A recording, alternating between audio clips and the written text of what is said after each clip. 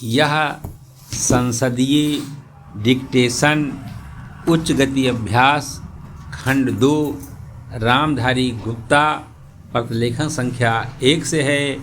यदि यह आपको अच्छा लगे तो लाइक, शेयर और सब्सक्राइब अवश्य करें। रेडी महोदय।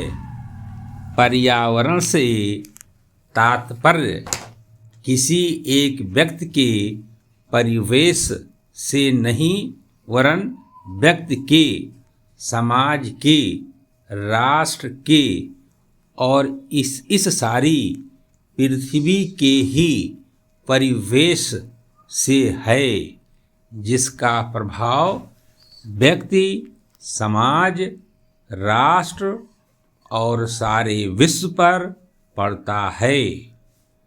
पर्यावरण से तात्पर्य पेड़ पौधों, नदी, पहाड़ या किसी तंत्र विशेष से नहीं वरन उस समग्र वास्तविकता से है, जिस पर मानव मात्र का अस्तित्व और उसका संपूर्ण आध्यात्मिक एवं भौतिक विकास निर्भर है।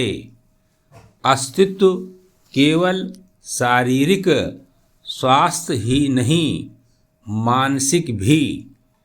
स्वस्थ शरीर में स्वस्थ मन ही अच्छे स्वास्थ्य की परिभाषा है।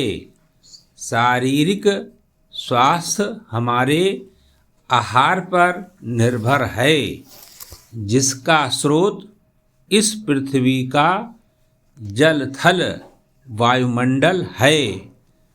मानसिक स्वास्थ्य भी परक्रांतर से इन्हीं पर निर्भर है, क्योंकि जैसा खाए अन्न वैसा बने मन।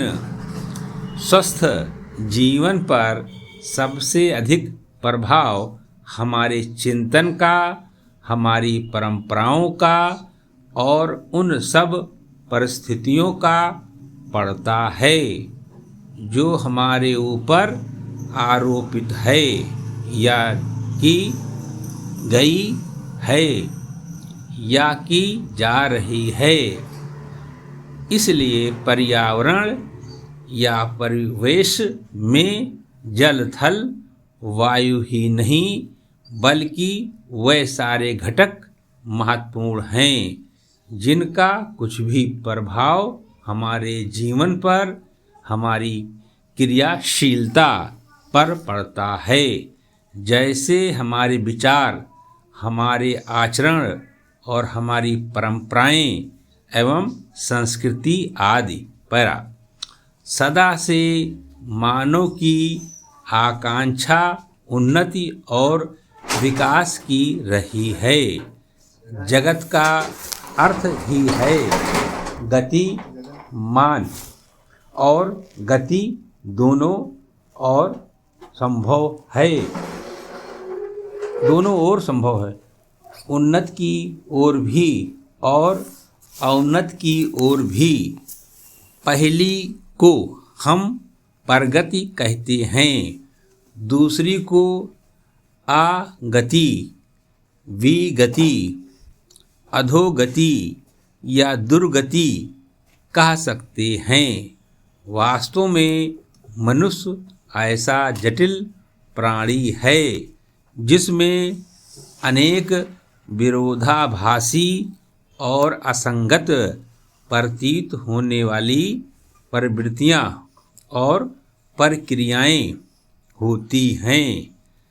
वह कानून और व्यवस्था की मांग करता है, किंतु चल चित्र, दूरदर्शन आदि में स्वतः भड़की हिंसा या खेलों में युक्तिपूर्वक की गई हिंसा अथवा अनीति से मंत्र मुग्ध भी हो जाता है। मनुष्य अपनी ही जाति या वर्ग के व्यक्तियों के प्रति प्रायः बहुत अधिक प्रतिद्वंद्वी होता है, किंतु कोई बाहरी खतरा उपस्थित होने पर उनके प्रति हद से ज़्यादा सहयोगी बन जाता है। वह सड़कों पर या युद्धों में सामूहिक विनाश के प्रति उदासीन रहता है, किंतु किसी खान में फंसे हुए या व्यक्ति या किसी कुएं में गिरे हुए एक बालक की रक्षा करने के लिए ढेरों साधन जुटा लेता है। कुछ विद्वान कहते हैं कि मनुष्य बंदर की संतान हो या न हो, किंतु उसमें खालिस बंदर और द्वैध प्रकृति प्रायः ही होती है। उसमें शाकाहारी बंदरों की भांति वृक्षों में उछल कूद करने की प्रवृत्ति तो होती ही है, साथ ही ऐसे बंदरों की स्वाभाविक जिज्ञासा भी होती है, जो अत्यंत संगठित गिरोहों में रहते हैं और भांति भांति का मांस खाने में मजा लेते हैं।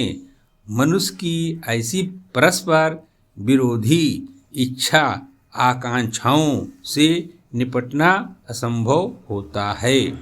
फिर भी किसी प्रकार का संतुलित मध्यम मार्ग अपनाना अनिवार्य होता है। यही बुद्धिमानी का रास्ता है। विद्वानों ने मानव की मूलभूत आवश्यकताओं को 5 स्तरों में रखा है। समाप्त।